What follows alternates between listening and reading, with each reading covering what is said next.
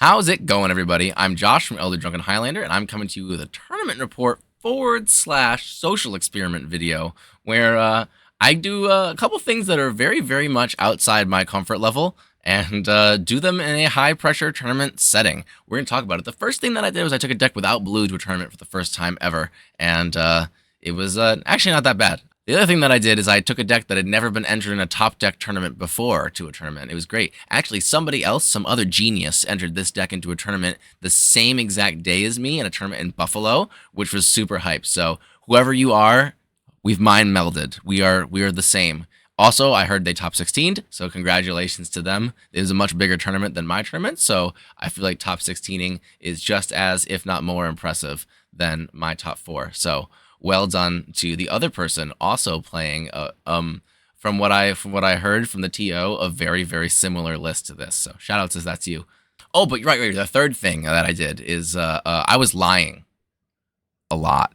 The recent discourse in competitive Commander has been all about lying. Recently, someone lied in a elimination match in a tournament. A video of that got circulated around Twitter, and a lot of people have opinions on whether or not it is ethical to lie in a tournament, whether or not it is actually beneficial to lie in a tournament, and whether or not it's something that you can keep doing and retain your standing as somebody who's respected and liked in the community if you do stuff like that at a tournament. Now, I'm not the type of person who normally lies in games. I'm normally like the fey trickster type of politicker, where if someone says like, hey, I won't kill your creatures if you promise not to attack me on your next turn, I'll say, okay, I will send my Timna at player B and my Crom at player C and my Drannith Magistrate also at player C. Is that okay? And they'll say, yes, I agree to that. And then I go, okay, and then I dash in my Ragavan and attack them.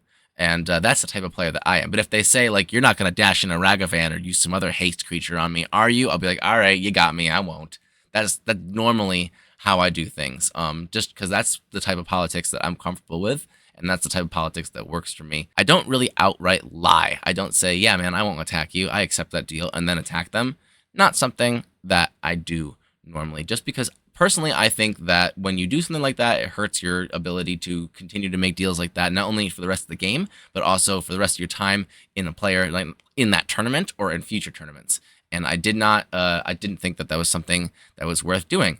But I didn't know for sure because I'd never done it. So I decided to put my money where my mouth is and try it out for real, see if my not lying strategy was actually good. And we're going to do a tournament where we just lied all the time. So anytime I thought I could gain even the slightest amount of incremental advantage from lying, I would do so. Yeah, I was lying as much as possible. So someone would ask if there's interaction in my hand, and I would just either tell them the truth or lie, depending on what benefited me. If I had a dual caster mage in my hand, for example, which is something that I did, and I could have interacted, but I didn't want to, I would just say, I don't have anything here, sorry, instead of like, I'm not interacting with this, or I don't got anything for this, which would be like, my interaction is not for this, which is a much more specific way of saying I'm not interacting here.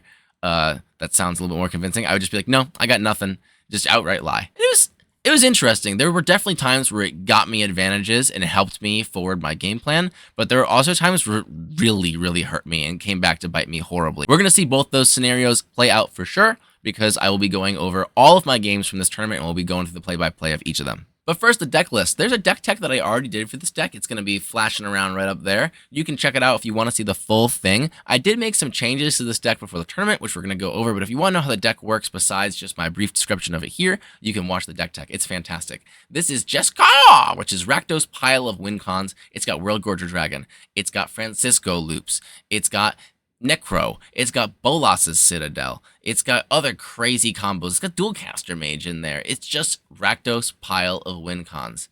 And previously in the deck tech, I was on a few more janky things. I was on like Glinthorn Buccaneer and Necro, which when you put a bunch of cards in your hand with Necro and then discard them to Glinthorn Buccaneer with Francisco in the battlefield, you deal a bunch of damage, put a bunch of lands in your hand, discard again, and hopefully kill the table. It's kind of sweet, but I thought it was a little bit too cute, and Glinthorn Buccaneer wasn't good enough on its own, so I cut it. I used to be on Razaketh. Now we're not. World Gorger Dragon is the top of our deck instead of Razaketh. World Gorger Dragon was always there. It's just that now it's the top.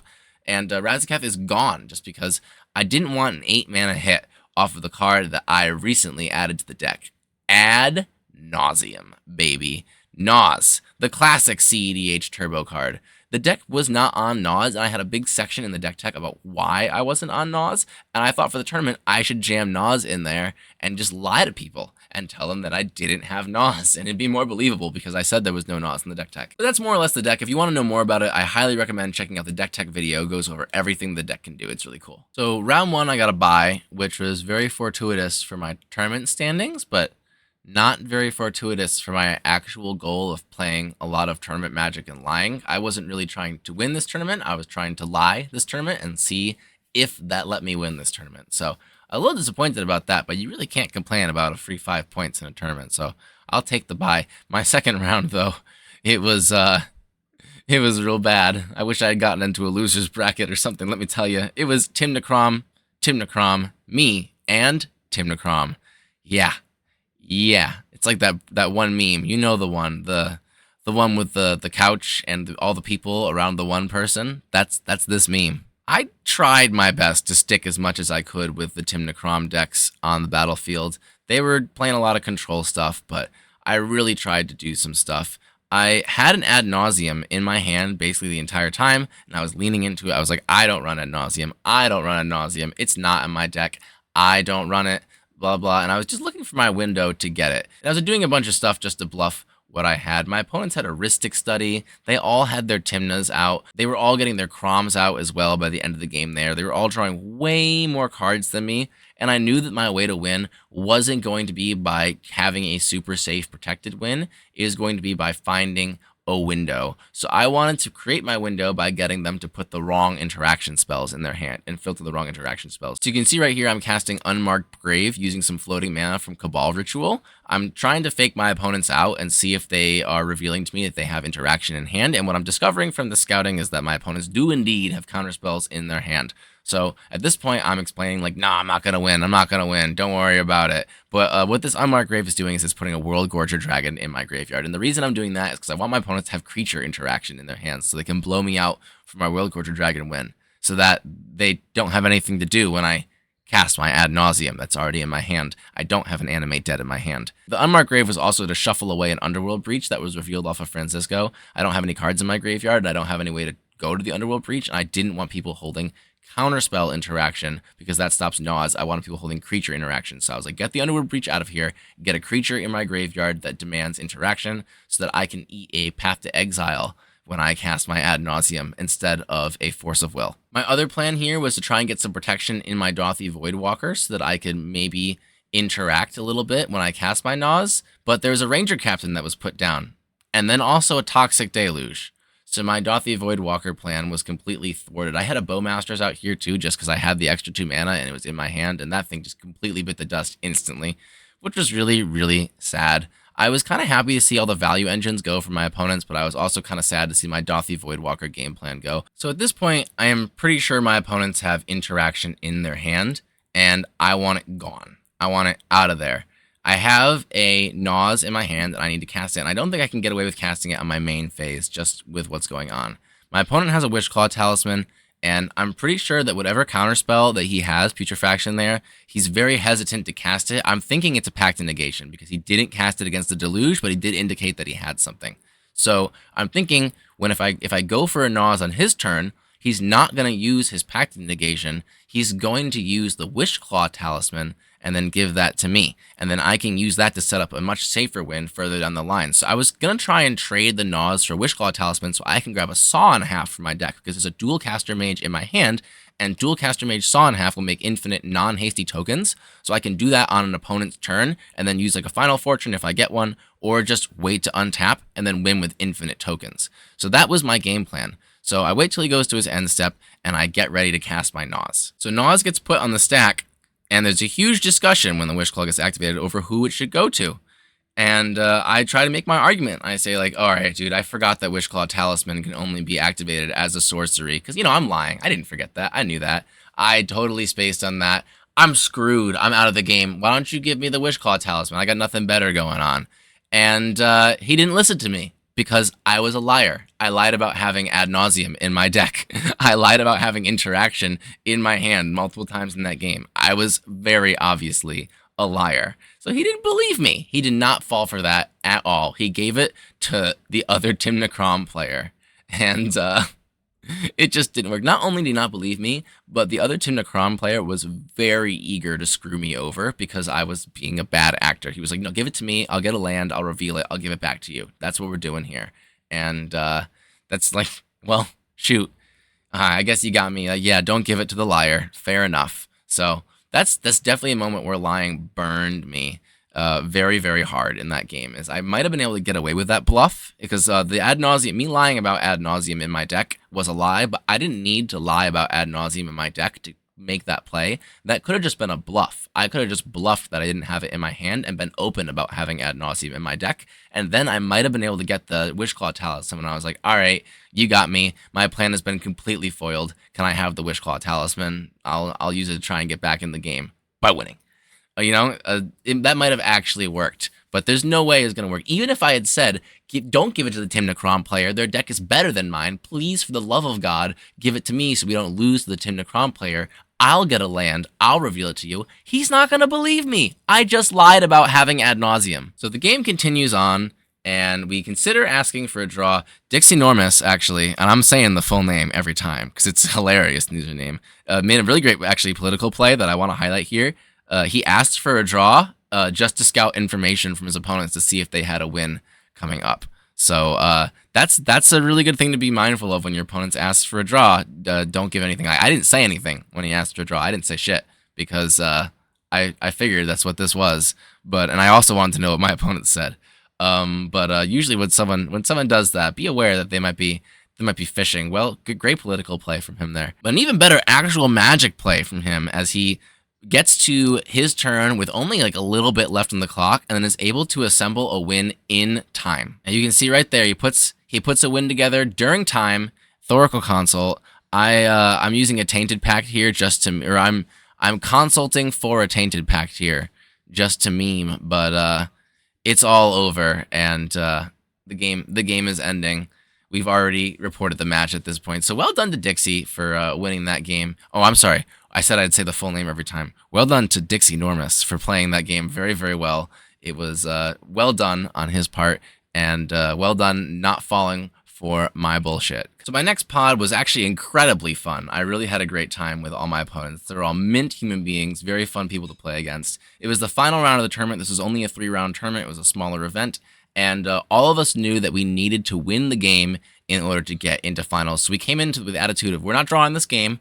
If this ends in a tie, we have failed. Someone is winning this game, and we are leaving. And boy, did we ran in there with wins going like crazy. The Narset deck was attacking like crazy. Honestly, we should have lost to Jacob Wynn on Narset. To be honest, he whiffed twice, which is astounding to me. I feel so blessed. I feel so lucky. And we were able to clinch it. But he was going for it. The Wernog Bjorna deck drew like a bazillion cards and was playing Table Police, wasn't able to quite piece together a win because we had a little bit of interaction to stop them. And then Timna Thrasios was holding it down in a very, very commanding board position, more or less the entire game. It was a close one for sure. This game was more or less decided behind the power of Orcish Bowmasters. One of my favorite plays lately, actually, has been lying about tutoring for Orcish Bowmasters, where if I have it in hand and I tutor for something else, I'll play the Orcish Bowmasters. And if in this tournament, I will just straight up say that I tutored for Orcish Bowmasters. But in my practice games where I'm not really a liar, I will just play the Orcish Bowmasters and let people assume that that's what I tutored for. It's a great deflection, and it's a great way to make your opponents pay attention to something that you're doing that you're not actually using to win the game. So I got the Bowmasters and made a big deal about it being part of my major game plan, even though I was actually trying to go for a combo win with this grinding station and a breach. But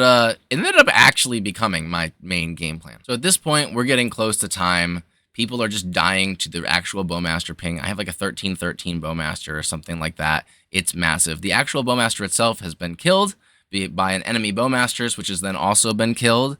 And there's just big creatures all around. At this point, I have realized that I cannot win with a combo. There's a lot of interaction in everyone's hands still. The Wernog Bjorna player has just drawn more cards than God and has a bunch of clues and a bunch of mana.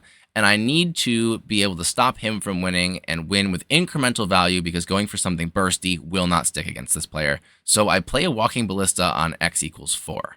And I start formulating my top secret game plan. So Wernog Bjorna tries to win here, but they are stopped by the Timna Thrasios player. And so instead of going for the win, they just vamp tutor for something that might be able to help them stay alive and hope that they can survive another turn.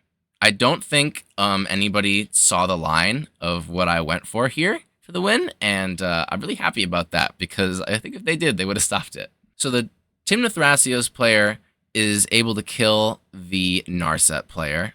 There they go. Very well played from them. Unfortunately, they just whiffed. And it's just now the three of us left in the game. There is loose neutral there with no blockers. And I have a 10-10 orc army. And I think it's 10-10. It might be bigger than 10-10. I can't quite remember. It's a massive orc army. And I have a Jeska. And Jeska says -0, you triple the damage from something. So I could at least kill Steve there.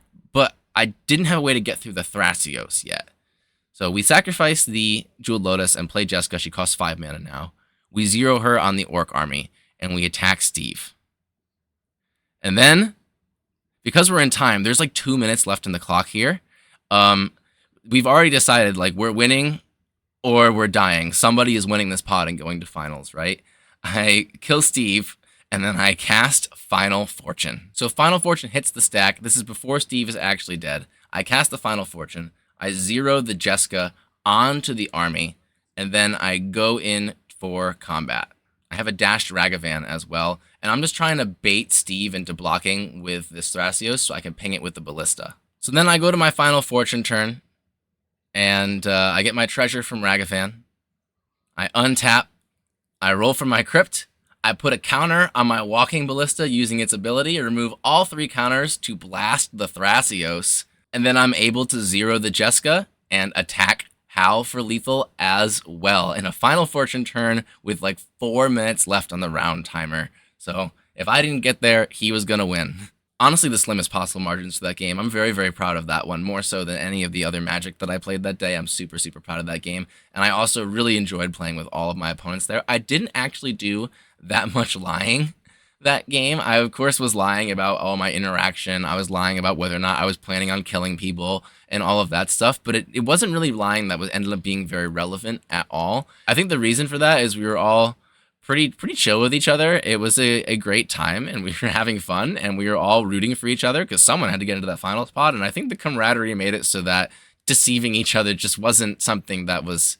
Honestly, I didn't think of it as much, to be honest with you, but also it just wasn't something that was as good. We were all being very open as players, so hidden information wasn't as important in this game. And also, like, that's the type of game that I'm the most comfortable in as a player, when players are using that type of, like, openness, because that's the type of game that I feel like I can control in the way that I did for this game. So it ended up benefiting me not having the lying be a thing, which I guess is also telling. So that's 2 games in a row where I feel like it was better just not to be lying. And last, we had finals. So Dixie Normus was back in this one. We also had Shank Optimus. I'm sorry if I pronounced that wrong, going second on Clark Sakashima. And then Mint also on Tim Necrom. So at least it wasn't a repeat of my round 2 where it was just that meme. You know the meme. I actually had a pretty commanding lead this entire game. I was very much controlling and setting the pace for the game. And I was doing pretty well with my Bowmasters. I was honestly on the same game plan of just kill everyone with Jeska and Bowmasters because it seemed to be working for me. And I figured if I can get a combo and stick it, I'd stick it. But if not, we're going for this. It was another situation where there was a lot more counter spells than there were other types of interaction present. So my Bowmasters was kind of just able to run away with the game because they couldn't kill the army. And then by the time I got big enough, Jeska was able to start making it able to kill people. Or at least that's what I was planning on. Unfortunately, things got a little out of hand, and a Dranith hit the battlefield, and then another one, and that is just too many Draniths for my deck to deal with. Jeska was locked out forever, and I was starting to lose control of the game. The correct player was able to develop a board state, Mint was sitting on more cards and mana, and even Dixie, who was completely out of the game, was able to make some sort of comeback and stick the Dranith in some mana. I actually really did Dixie Normus dirty earlier in the game. You can see that phantasmal image in his graveyard there. He played the phantasmal image and attempted to make a deal with me, where he said, I would like to copy the Crom, and I would like you not to Bowmaster my phantasmal image. If I do that, I'll be able to stick the Crom, maybe get back in this game. If you don't agree to this, I'm killing your Bowmaster.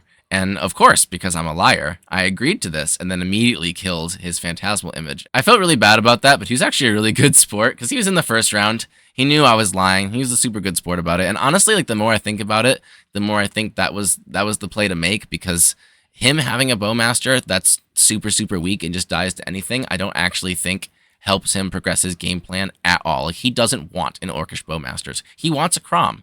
So I think just going for it, even knowing that it might just draw him one card, is still better than getting my bowmasters as a Fimmage, because he's not doing anything with that bowmaster. So even though it may seem like he just threw something into my my bowmaster / lie, knowing that I have a bowmasters and that I am a liar, I think that it was a very, very calculated play on his part, and I think that if I was in his same position, I'd thought about it, I would have done the exact same thing. So good on him, actually. I was really impressed with Dixies as a player the entire tournament. But if you were paying attention to the screen, you'd see that I am currently resolving an ad nauseum, because I figured there's no interaction, shields are down, now's the time to go, and I've lost access to my Jeska. So I found my window, and I'm just going for it.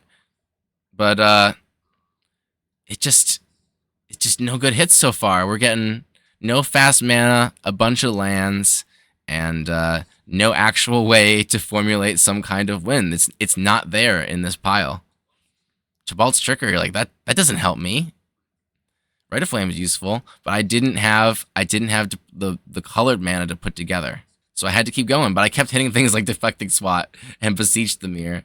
Too many 4-drops that I kept hitting off the Nas, which I guess is what happens when your deck's not originally built to Nas, and you jam it in there because you want to lie about it. So here, I make the decision that I need to keep going until I hit Deadly Rollick. So I make the decision to keep going on the Nas, because I really don't have any action, and I hit a Deadly Rollick, which is just painful. It doesn't help me at all in this situation. My deck is making fun of me. My commanders are out of here. It gave me a Beseech the Mirror with 2 Draneth Magistrates, and then also a Deadly Rollick. My deck is just making fun of me.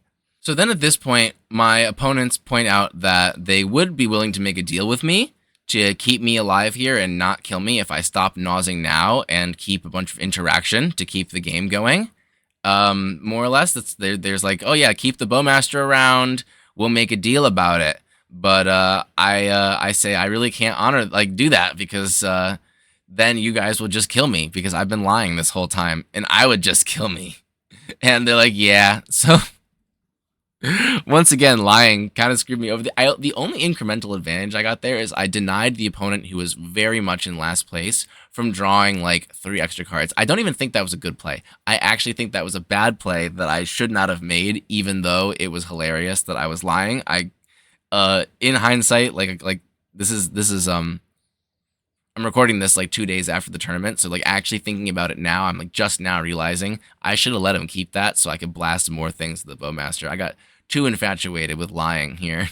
So I try to piece a way to win together, and I just can't find one. I don't think there is one in that pile. I need more mana, so I keep flipping. There's Walking Ballista, and what if I agree not to hit you with the bowman bait?